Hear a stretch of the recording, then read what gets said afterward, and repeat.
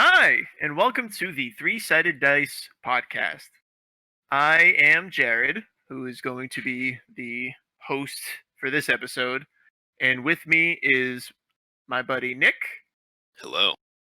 and Tom. I'm Tom. And on this episode, we're going to continue to talk about tabletop RPGs as we do all the time in our Kind of the point eternal of the quest. podcast. In our eternal quest to get that sweet, sweet Raid Shadow Legends sponsorship. Speaking of that, I don't know what we're actually going to do if we get that. Like, I don't know how to handle that. I'm probably just going to sign a contract without reading it. The whole episode. Okay, that's definitely not happening. The whole episode will just be us yelling. Yeah, we'll get it, and then we'll Yelling immediately Raid Shadow sync it. Legends. Well, that's how we'll launch into a YouTube channel of Let's Plays of only Raid Shadow Legends. Of only Raid Shadow Legends. I would Yeah. not watch that. I don't think anyone would. I don't think anyone would. Anyway, what we're actually going to focus on to get us to that Raid Shadow Legends money is we're going to talk about homebrew and developing your own tabletop mechanics and systems. So, to start us off, I think it should be just like we create a sort of baseline among us all on where exactly we're at when it comes to creating things this way. I'm kind of cheating in that I have created a tabletop RPG system, Tales of the Magical West. We've talked about it so many fucking times. Yeah, it's like almost past the point of homebrew. It's Yeah, like it is. It's the system. It's just But the system now. I think it counts as For the homebrew. purposes of this, it works. Yeah. Yeah. I don't think I it's guess, cheating yeah. either. I mean, I think that's invaluable insight. You built something. You built a whole yeah. game system from the ground up. And that's incredible. And as someone who's play tested it for a couple years and really enjoyed it the entire way through, I have to say, like, that's not something just anyone could do. Like, that took a lot of dedication, and I think you're going to have a lot of invaluable insights. Thank you, Tom. And with that, I think it's important to note that, of course, it's an extreme measure to, go out and create your own tabletop system, but you don't need to do that all at once because you can also just implement, creative items or abilities into the systems you already play in. Monsters, that's a big one. Monsters, yeah, that's a big one. Enemies, just in general. So if you guys want to talk about your expertise more towards that, I know Nick has done some of that before. Yeah, so I've done I've done monsters or just general enemies. I do that quite a bit. I've done a lot of magical items and such, although I do less of that now only because there's so many good resources out there for people to just go to and be like, "Hey, this is it. Like, here's a magical item." And you're like, "Oh, cool. Mine."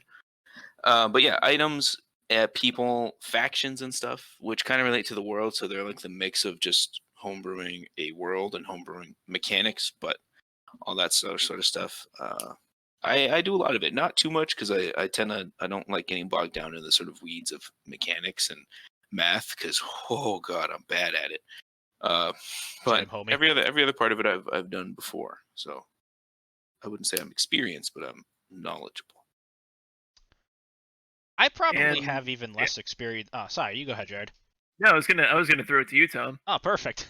Jumping the gun a little bit, but I think I've talked about this last episode, but I homebrewed a world, and I don't like to homebrew monsters and specific items as much. While I've done it very little, often it just kind of backfires on me a little bit, and I'll get to that in a moment. But first, I do want to talk about the world. So as I previously mentioned in our last episode, I took a drawing I made when I was probably like somewhere between 4 to 7 years old, and I liked the concept of the world and like the couple of notes I jotted down, and I took most of my senior year of college just taking what I wrote and expanding upon that and making that into a campaign world. And I made the whole storyline, the whole world, the cultures, the villain, the legendary artifacts that the party was chasing down to, save the world and stop the summoning of an old god, standard D&D stuff. And along the way, Naturally. I tried adding a couple of smaller details. Like I tried making the world feel more unique by adding special encounters and monsters and items for the players to experience. And this is where I said it kind of backfired on me a little bit because D&D is essentially a game of rolling dice and numbers. and my god, am I bad at math, and I am bad at eyeballing and looking at what is strong and what isn't. And I feel like it's usually a pendulum of either the item slash monster is either a horror that breaks the campaign or is just so unequivocally useless and unmemorable that nothing really comes of it. And I feel like I might have stopped with this a little bit too soon because, like with anything, if you practice, you'll get better. But I never found that sweet spot in the middle where it's just useful or interesting combat or items. It just never worked for me. I stuck my creative energy into the non-mathematical parts of D&D, and I had a lot of fun with that. But everything else, I'm just not about. I respect the people who are, though, like you and Nick. And you're valid, Tom, because yeah, I'll be the first to admit, like there are a lot of numbers in play for a lot of systems, especially when you're trying to implement something mechanically, like to actually play in with a system. And I'll like it's amazing what you can get away with when you're testing a system because you talk about that sort of trial and error process where something is too strong or it doesn't seem right enough or it is just nothing in the first place, and it just Yeah. becomes this fun sort of back and forth. A lot of that practice that I got trying to feel out what feels nice or whatever, it comes in really two places. It comes in just like an understanding of storytelling, or during an encounter something might be a little too weak, and I'll be like, this is not dramatic enough. They're not making interesting choices, so I make them make interesting choices by adjusting and correcting something on the fly, which I will never admit I did to them in the first place. Never, but it happens all the Never. Oh, Oh, yeah, yeah. no, you Never never admit. announce that. That's just being a DM. I am now changing the rules and take a large eraser to your notes. No. And I was working on a system, and you guys were testing it, and a lot of the time that included things that I just had ideas for, and I would test out those. And you guys came in, and there was the impression that this was all a test anyway. It wasn't like I was going to destroy your experiences right then and there by being like, "Oh no, you're breaking my super cool, finely tuned system. I worked so much." No, it's not like that at all. We did break that system a fair bit, though. Yeah, and I wanted you guys to break Yeah, it. that And was- that's that was what the the whole goal. point. Exactly. So I got a lot of my chops there, I think, where I was able to basically like shamelessly throw just bad stuff and make them good progressively.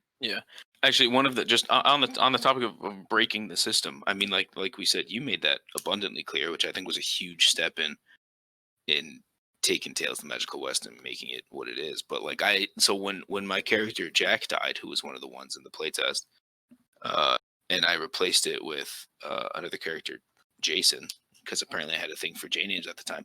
My main goal for Jason initially was to just make him overpowered as fuck. Like that was the only goal. I was like, all right, I'm gonna do this mechanically. I'm gonna make something, and then I'll figure out the backstory for it because that's also important. But the very first goal was just breaking the system, and I feel like especially when you're homebrewing anything, it's just so valuable to see how people interact with it, and then obviously again how it gets broken even beyond that because even in established systems, right? Ones that aren't being play tested or ones that aren't at the indie level, even ones that have had thousands of play testers, you can still find ways to mess with it in your own way. And then that reveals to your specific group, which is where most homebrew happens, I think, what rules need to be in place or what rules can create a more fun experience for everyone at that table, which is goes back to the beauty of TRPGs in the first place, but different rant. Yeah, like you really do get to that fine honing experience. And Nick made a really good point with bringing up Jason in that a lot of the balancing when it comes to these like implementing things is to go as extreme as physically possible, whether in one way or the other, because I won't get too much into the weeds with the mechanics of Tales of the Magical West, but it's very the character customization is very player led. There aren't any classes. There's not really rails that guide specifically down a path. And the challenges is with that is that I have Like it's a combination of abilities. I have no idea what future things people can implement by combining two abilities together. It's a general tool set.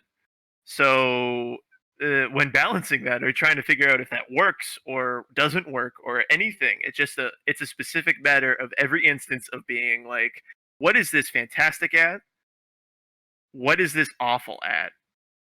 And just making sure those two things are interesting enough in their own right to sort of min max in the opposite sort of way, where it's just like, okay, this is cool, but when by doing this one cool thing, you're maybe not able to do this other cool thing, or maybe it puts you in this position, or maybe these two things work together really well, but you're gonna get blocked easy, or something like that.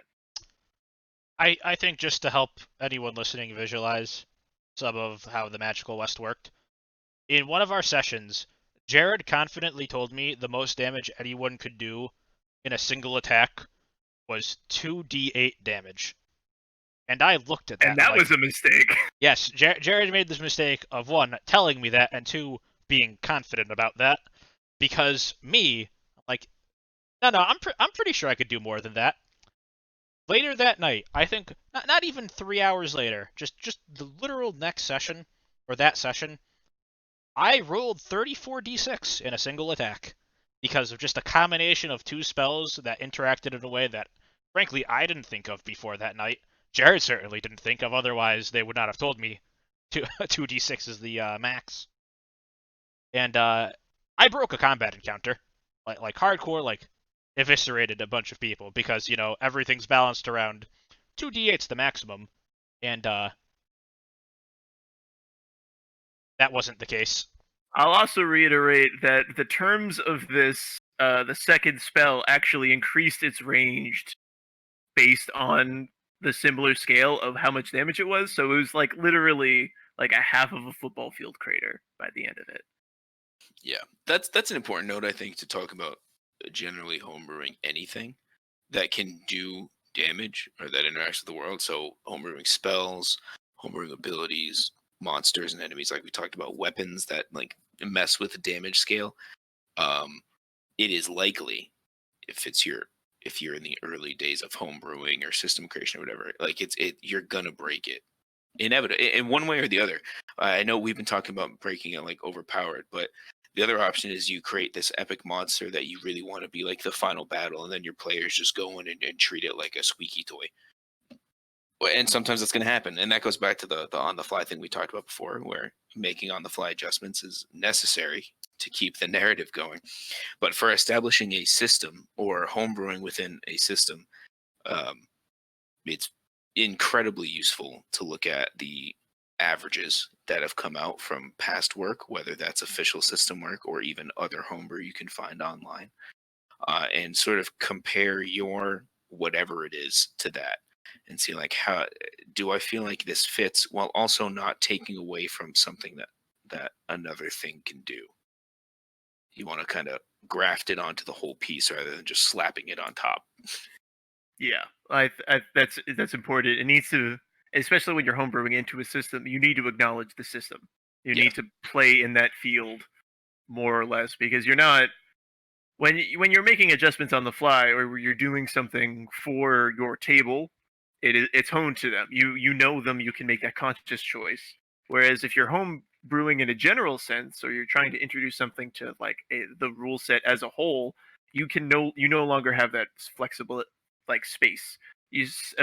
Suddenly you become like a video game designer, in that you are not going to be able to stand next to the DM saying, "Oh, actually, I didn't really intend for this to be done like that. Yeah. It could really be done like this." You don't get that opportunity. You need to be specific, and you need to work within the bounds of all possibilities, not just the one that you're foreseeing. Yeah, which is where playtesting becomes so big for for anything. I mean, like I said, I imagine most people who make homebrew will not go as far as Jared has and make a whole system. I imagine most people are going to stick to it, making a few classes, a few items, and stuff like that.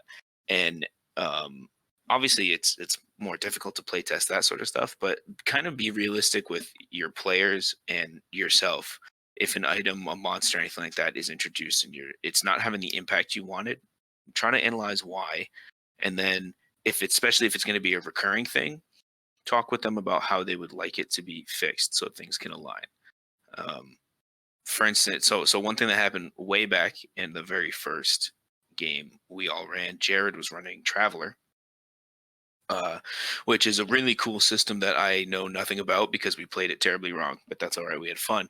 But one of the things that got introduced in that campaign was to my character was a laser battle axe, which like dramatically increased his damage, like way more than anyone else in the party, bar none. And so after a few sessions of having it, Jared and I talked, and Jared was like, I'm taking away some of the damage. Like it was making it unfun for other people, which again is one of the dangers of homebrew. But it's important to have those discussions and make sure everyone's going to be happy with it as it continues on. And if you're deciding to release homebrew publicly, let's say you're posting it online to one of the plethora of sites that are available for whatever system you're using, just get random people to play test it. Play test it with your home group with the knowledge and the know-how that it's going to change. Play test it with random people at like a game store, siblings, anyone you know that you can get to sit down and play a TRPG at any level of experience is going to have a worthwhile thought on what that homebrew is. And it's going to ultimately make it better. You brought up a point that I actually want to ask a follow-up question to both of you. So, Nick, you mentioned your laser battle axe, and that was something I believe you, as a player, you wanted something like that as an item and asked the DM, and I don't know how much you worked with Jared, but you wanted that item. That was not Jared's motivation to put that in, correct?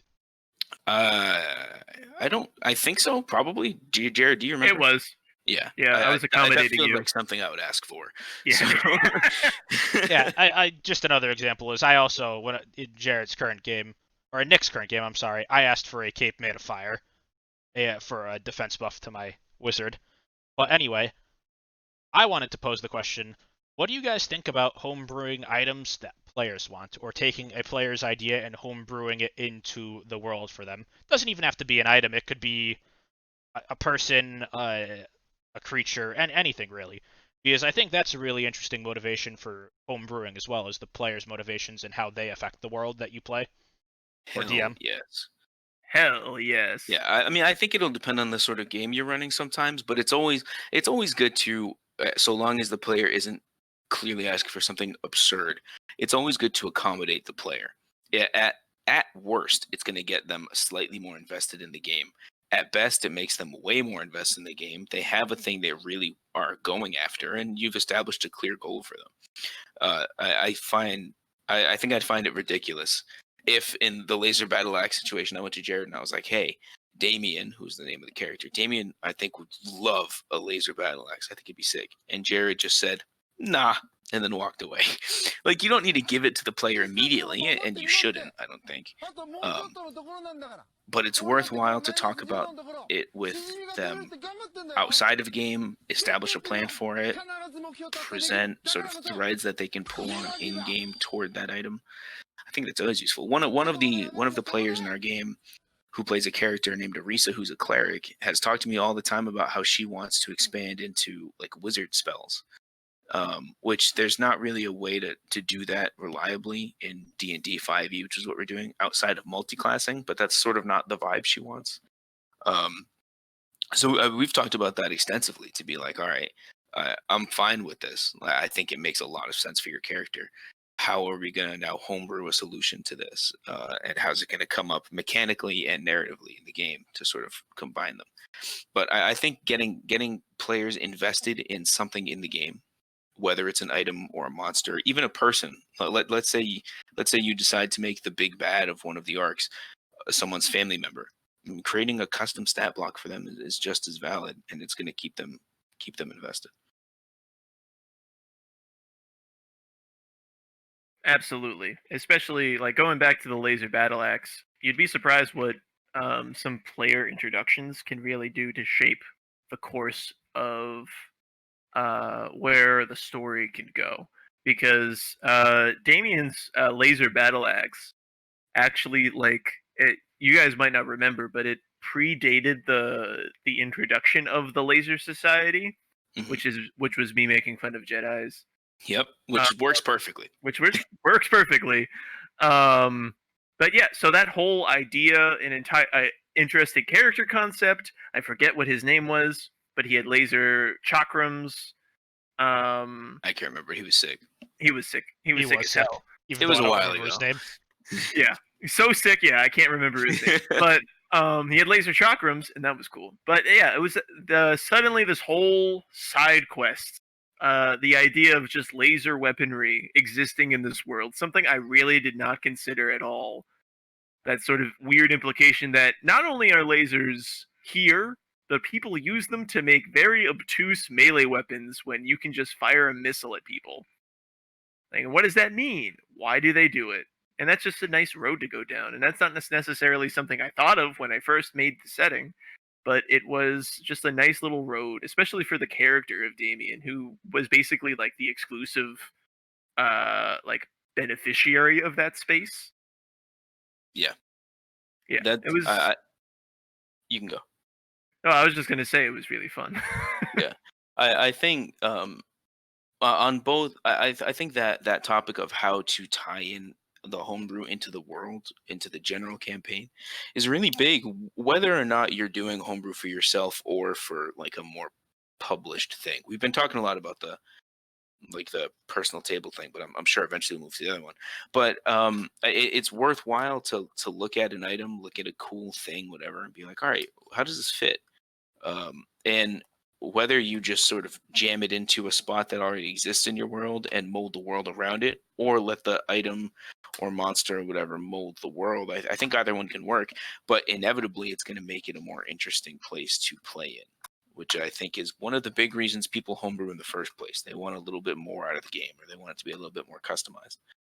So it speaks to that. It's always worth talking about it, regardless of what you're doing with the homebrew. Because even if it's to go off on a small tangent, even if it's a magical item that you're publishing online with just like the small stat description, if you include like a 1 sentence thing about some lore for it, let's say you make this cool ice blade, and then you pop in one small lore hint at the end, and it's like Lord Irwin was buried with this sword, blah blah blah. Cool. Now that gives other people the option to either ignore that or incorporate a story of this dead man buried with his frost sword into the world and create a whole arc around that. So it works on all levels. It's amazing, not just for homebrew, but for anything really, what small little blurbs of text or one-off dialogues or just a random location could have for the bigger implications of your world and the story you want to tell with it, especially in unexpected ways. But we're talking about homebrews, so I guess I could give a short story about the implications of one of my homebrews. So, one of the few times I didn't just absolutely bungle the stat block for something is I homebrewed a monster which was it's not too original. It's basically a sentient door, and our players managed to persuade this door to join them.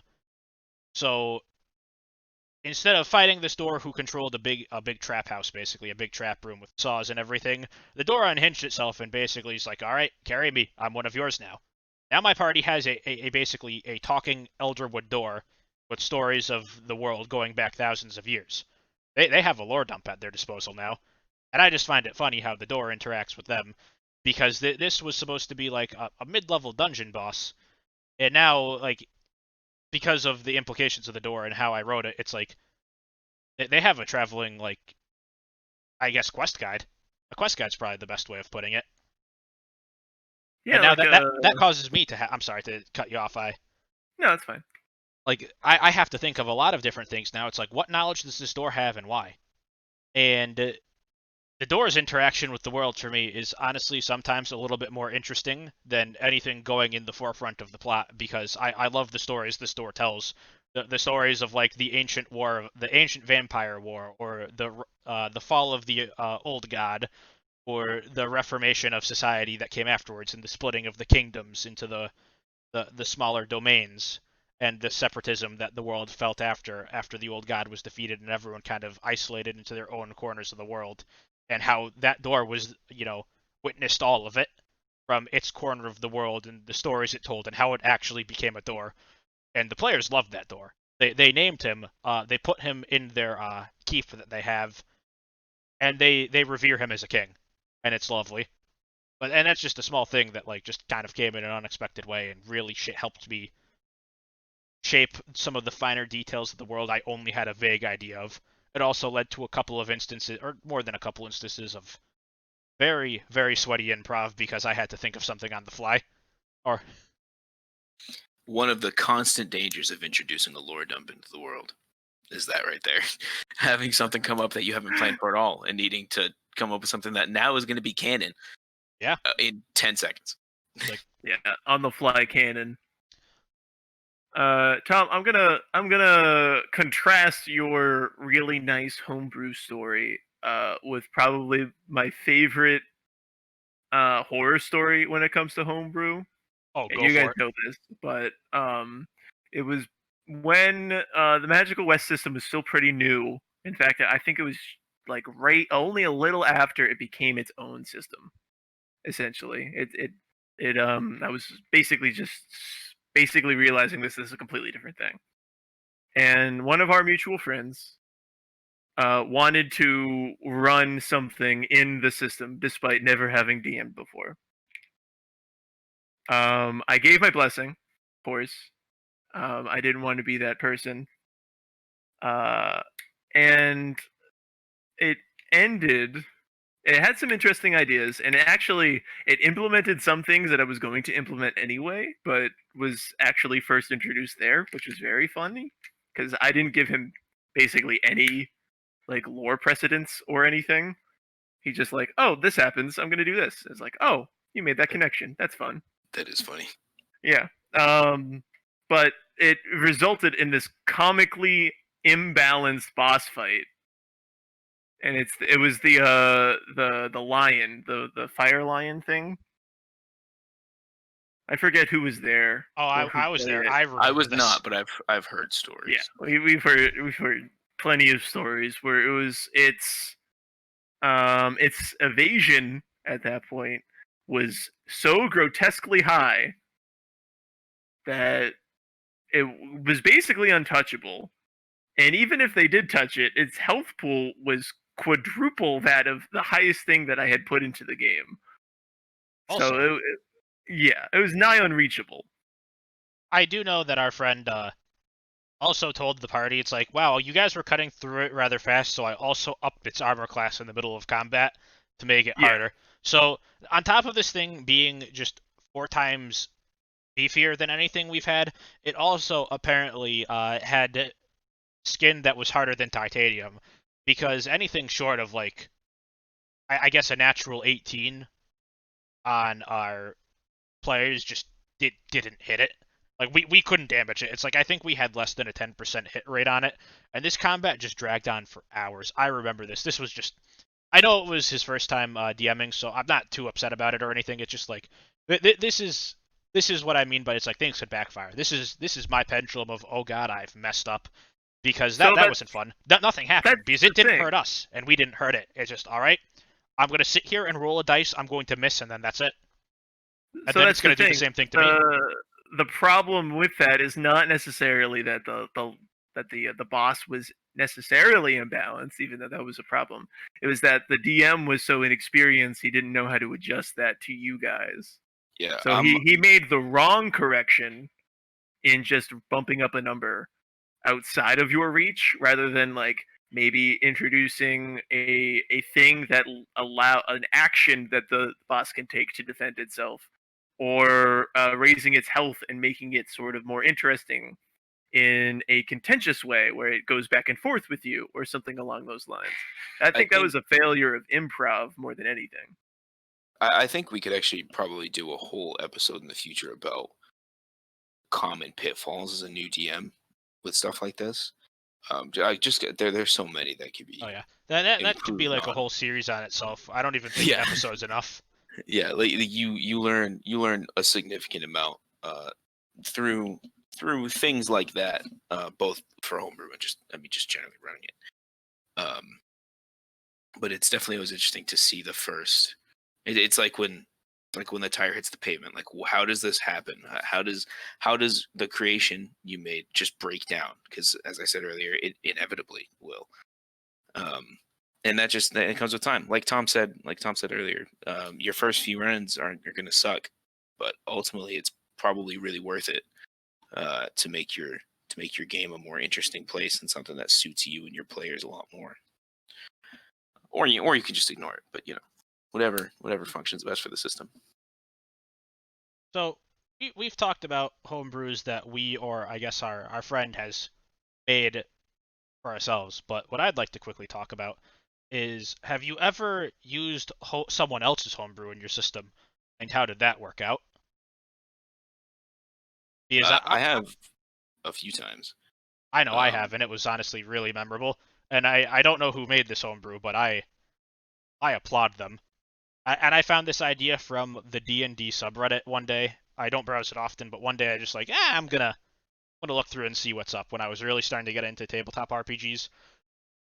And I saw someone talking about something called a false Hydra. And basically, to oversimplify it, basically the concept is if this homebrewed monster kills your player or kills someone, they're effectively scrubbed from reality. No one remembers them. No one knows they're there. And they talked about a whole combat they ran with this, where they go into a town and the town doesn't know it's being attacked by a false Hydra. They just have they know people are disappearing, and they don't remember them or why they're disappearing or how it's happening, and it's starting to freak a lot of people out. So they go to deal with this, and combat starts with the false Hydra. They fight it, they slay it. But sometime in the combat, they hear a scream coming from a fog. They don't know what happens. They just know someone got hit, and after the combat, they all talk about how they're okay. And they find an old journal about someone talking about the adventures of the party. But none of the people at the table know whose journal this is, but this journal has all of their memories. It's talking about each one of them by name and everything they did, and this journal is talking about like the adventuring party as if they're part of them.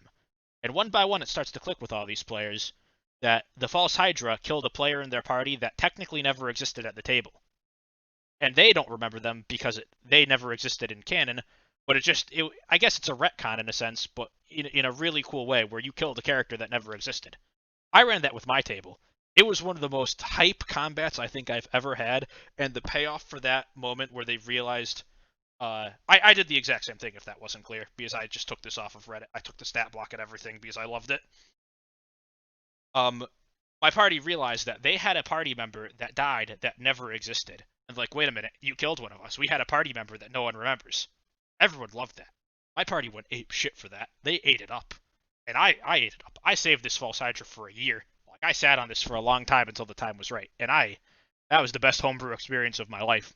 I don't know who made that, but I sincerely thank them. I'll never forget that combat or that session.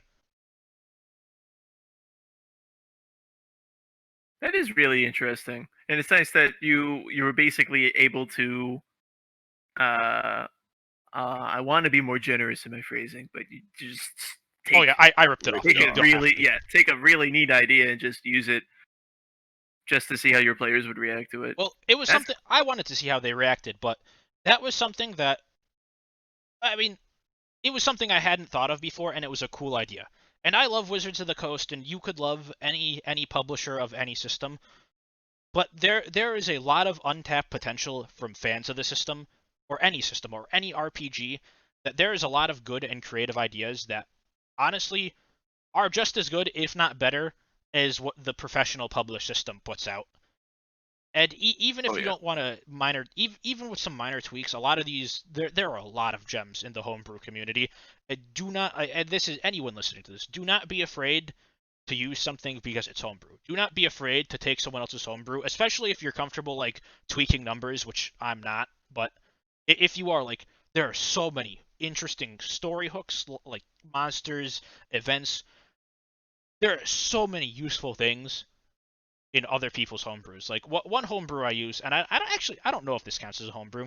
I use a lot of random event tables or random roll tables if I need, like, I guess, like, something going on in the session that isn't directly related to the story, like something to happen where they're traveling, or like something that happens when they get to a town or an inn, or one of my players has a a homebrew item that I also ripped off called it's like a random ability potion where you just roll a D100, and when they drink the potion, like they could get super strength, they could go invisible, they could turn into a cabbage. Like weird shit happens with that potion.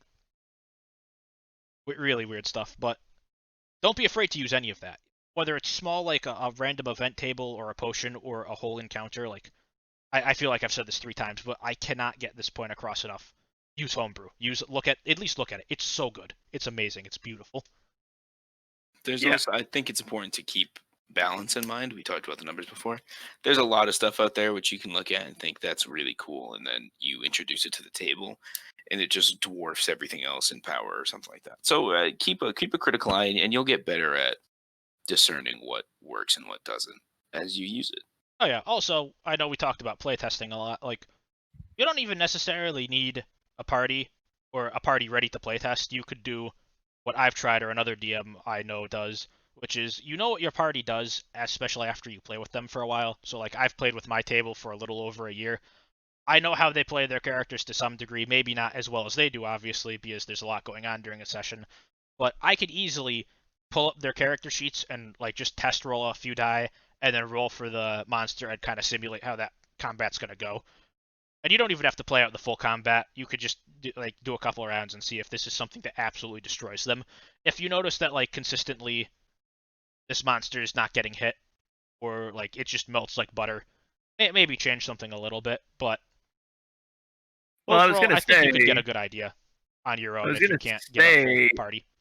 that basically, like the whole mentality of a DM should always be just adjusting to what sort of chaos unfolds on your table. And like, of course, you got to keep an eye out for balancing and making sure it's fun and everything like that. But there's no rule that says that you can't introduce your own chaos by Oh, going off absolutely not. script a little bit. So yeah, if you see an interesting idea and you have your party's enjoyment in mind, and it doesn't necessarily like blow anything out of the water or necessarily bore them, Sometimes blowing it out of the water is fine. yeah, but that is that's the true. point. But Yeah.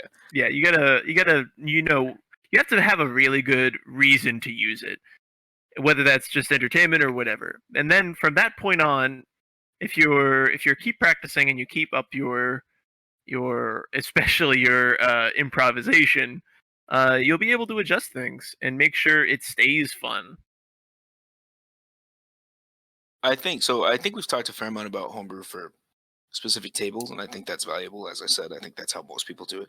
But I'm interested in touching just a little bit on the process of publishing homebrew. Not necessarily like a here's the X and Y on how to publish, but like going through something from like initial ideation to, man, it'd be really cool if this system did this, or this monster existed, or a class existed that could do this. Going from that initial idea to the final product ready to be shared online with other people or whatever it is, like the sort of production pipeline almost of that, because I feel like there's a lot of steps there that people might be lost on how to do, how to take it from the step of this is at my table, how do I take this and make it available to people in a way that's they might actually be interested in.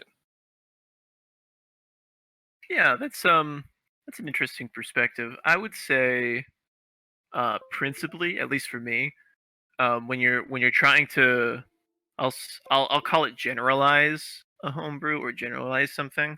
Is basically you're transforming it into a version of itself that could be consumed by uh like a setting agnostic or a table agnostic sort of experience. Yeah, more, Um, I would say more table agnostic. I think it's table fine to fit it agnostic. into a system, but Yeah, it's sort of a table agnostic thing where um you're trying to mm, give it use, or maybe make sure its use stays consistent across situations that you cannot predict for. So you're trying to catch basically all the problems theoretically that could come up.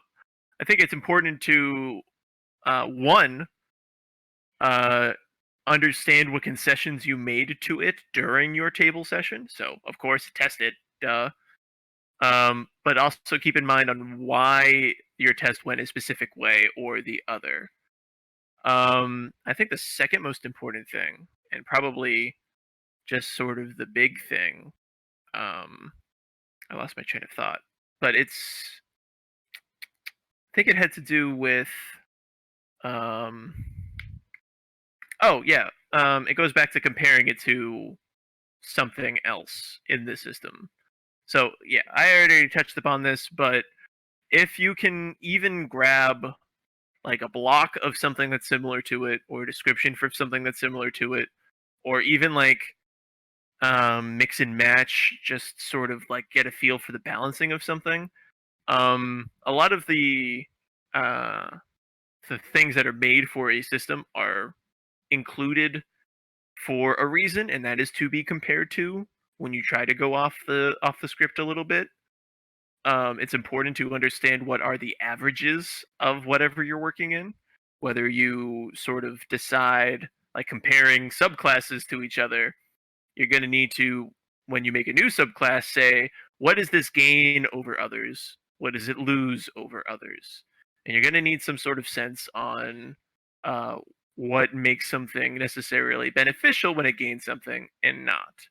So, in a sort of generalized sense, I would really consider that basic sense of, well, this increases something that may be used by my friends often, but might just be who they are. Does this work in a different sense where um, this could be interesting to someone who plays differently, or interesting to someone who plays in a very generic sense, or something along those lines? Because it can be sort of intoxicating when you have a fun idea for your group, but you may not realize just how much you've tailored that idea to them.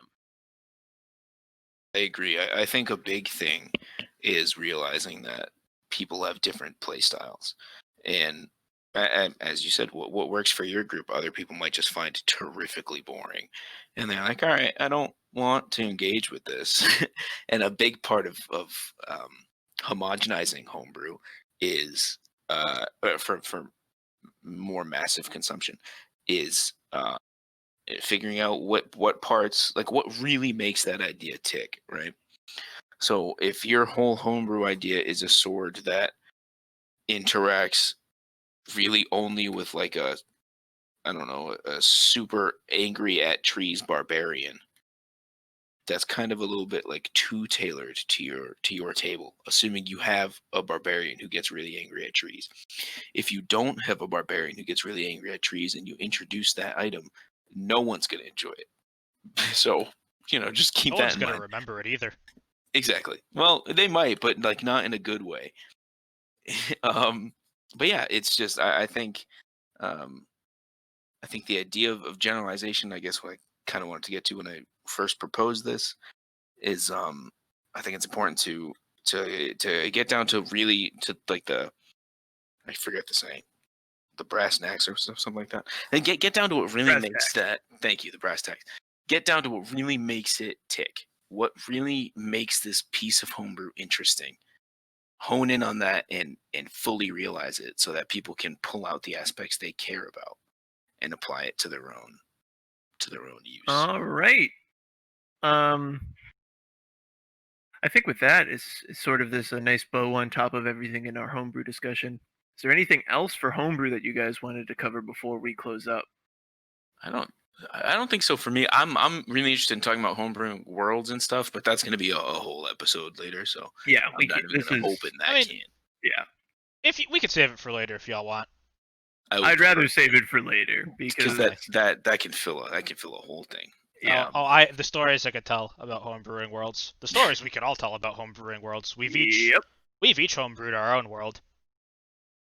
yep, It gets crazy. it does. It's fun though. Oh yeah, there's a reason we all did it. It's fair. Anyway, so seeing we're all done with homebrew here, at least mechanic wise. So I think we'll close it up for this episode. Thanks for tuning in to the Three Sided Dice podcast. I've been Jared. This I'm is Nick. Nick and Tom. I'm Tom. And Raid Shadow Legends, if you're out there, Or we're anyone listening. else. I Or- feel like we need to expand. Anyone No, who's Nick. interested in giving us money. Yeah. Nick, Also, you did not properly read our mission statement. It only says Raid Shadow Legends. if anyone that isn't Raid Shadow Legends tries to sponsor us, you're a bastard, and I don't want you. I will tell that to your face. Thank you so much, everybody. Have a good night.